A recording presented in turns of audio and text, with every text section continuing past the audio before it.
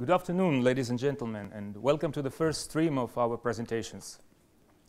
We are starting with topics that originally may seem a little bit abstract to you, but at the end you will be amazed how many business decisions can be explained by them. From the start of our lives, we as humans look for ways to orient ourselves versus the external environment. As we grow up, the complexity of choices that we have to make increases dramatically. In a business context, this constant quest for orientation in life affects the way we consume, the way we work, and the way we interact with others. That's why for business leaders, it is extremely important to understand what drives human behavior. So today, we would like to look at this topic from three angles. We will start with bringing to your attention a broader framework of the search of meaning, where we will talk about what makes people happy and what happens if some of the aspects of meaning come to a misbalance and some of the resulting trends. Second, we will look at the fundamental dichotomy of me versus us, which is called homo duplex. And third, we will see how humans operate in communities and how communities can be leveraged to derive value in business. Without any further ado, I pass the floor to my colleague who will talk about the search of meaning. Thank you, Kostya. Hello? Thank you, Kostya. IMD is a unique institution. IMD is a unique institution, and the MBAs here are absolutely no exception. Many of us left our successful careers for a year to come here. Maybe we were looking for, or maybe we were sold by the investment or a positive NPV, or perhaps we were looking for meaning. So recent trends show a direct relationship between happiness and the amount of money we make, up to a certain point. The studies also show that there's a significant plateau in happiness when earnings exceed the equivalent of $75,000 US per year. Now, I wouldn't recommend paying MBAs this because our curve probably looks a lot different. But either way, this trend has been identified on a global scale. These charts actually represent the same exact information, but with recent and global data. The one on the left is represented on a log plot just to really pronounce the positive trend. The key takeaway is that as earnings increase, the more money it takes to achieve the same amount of happiness. Now, this isn't the rule. There's a few exceptions. For example, in Singapore, Singaporeans are actually ranked as the most unhappy people in the world. And at the same time, they rank 4th in GDP per capita. So this reaffirms that there's no real correlation between the money we make and our happiness. So if we're not really looking for money, then what are we looking for? This is not a very uncommon question. Actually, we found several sources that tell us that the search of meaning in our daily lives, whether it's in the products we buy or in the professions we choose, is becoming more and more mainstream. Among these numbers, you see a benchmark against factors such as society and environment or the workplace. So our goal here today is to help you understand how the search of meaning can be applied to the workplace and send you home with some key principles that you can use to strengthen your business. We plan to provide you with a conceptual framework that you can apply to key business trends, and then take these key business trends and derive business implications that we can discuss further with you in our workshop this afternoon. A study by Gomez and Fisher in 2006 showed that happiness or meaning is directly related to one's spiritual well-being. The spiritual well-being is comprised of 4 domains. Satiating or filling up each domain is what gives us this happiness, what achieves well-being and helps us find meaning in life. The 4 domains are the personal, how one interrelates with oneself, regard to meaning, purpose, and values in life. The transcendental, the relationship of self with something or someone beyond the human level. The communal, which is the quality and depth of interpersonal relationships. And finally, the environmental, how we care and nurture for the physical and biological world around us. Our team chose to represent these trends with a traditional windmill, where the quadrants are represented by blades that turn to create meaning. Each blade is one of the domains, and the bigger the blade, the faster it spins, the more meaning we create. So what spins the windmill? Well, if you consider meaning as something that can never really fully be achieved, then the actual search for meaning is what spins the meaning, the windmill. This search for meaning the spinning is actually an essential part of achieving spiritual well-being. It's kind of like Don Quixote tilting at windmills. Tilting at windmills is an idiom, which means attacking imaginary enemies. So, unlike Don Quixote, we think that this is not really, this effort, this search of meaning is not really in vain. We believe that the search of meaning is essential to our spiritual well-being. And furthermore, we decided that, the search of meaning has a dynamic component to it, that there's both the search for and the presence of meaning. So we chose several key trends to represent this framework in a more business context. The first that we noticed was voluntary simplicity. Recently, in recent years, we have seen developed economies really changing the way they consume. Whereas before, they put more emphasis on material possessions, now they're more interested in simplifying their life. In fact, 6 out of 10 people in the US believe that people consume far more of everything than they really need.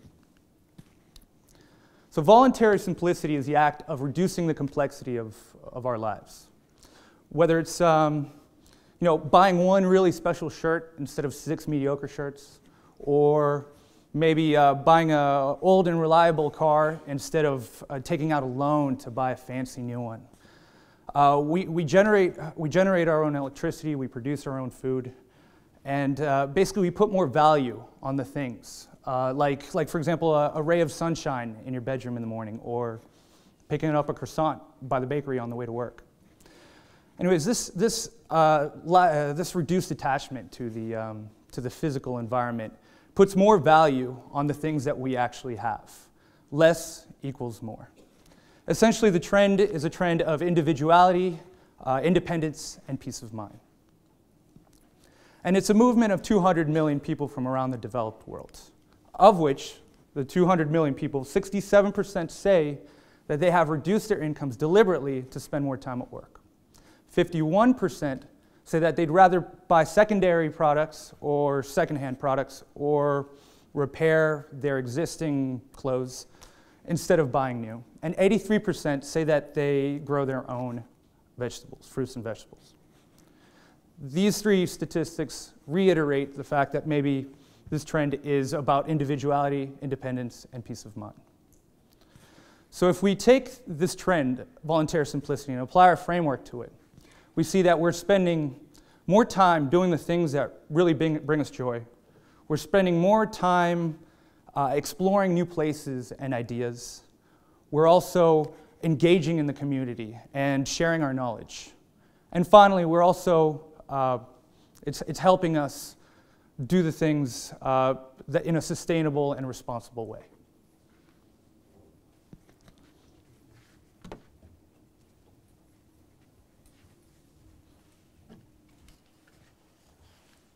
Hello, okay.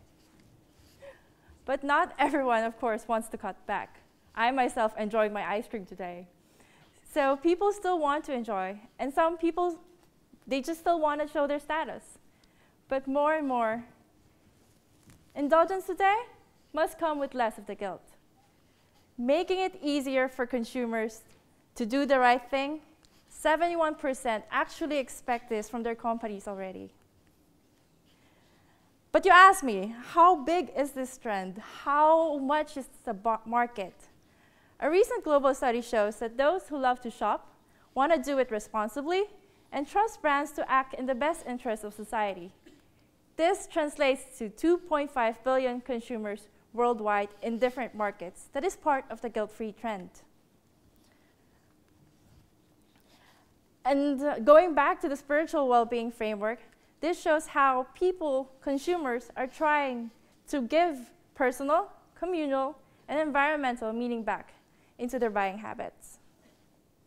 So far, we've talked about two trends about consumers. This new trend, this other trend, is about employees and how the search of meaning affects decisions even about employment. Martin and Smith, in their Harvard Business Review article, talk about the ideal employee as one that has the ability to perform, the engagement to contribute, and of course, the aspiration to grow within the firm. Traditionally, managers have tried to attract and retain these talents through more incentives, i.e., more money. However, having met their basic needs, a new generation of workers are perhaps looking for a different type of money, meaning millennials, Gen Yers, people born between 80s and 90s, more than half of them say that they were willing to take a pay cut just to join a firm that shares their own personal values. A majority sees making a positive difference much more important than actually getting professional recognition. And 65% of employees seriously would consider leaving their jobs if their company harmed the environment.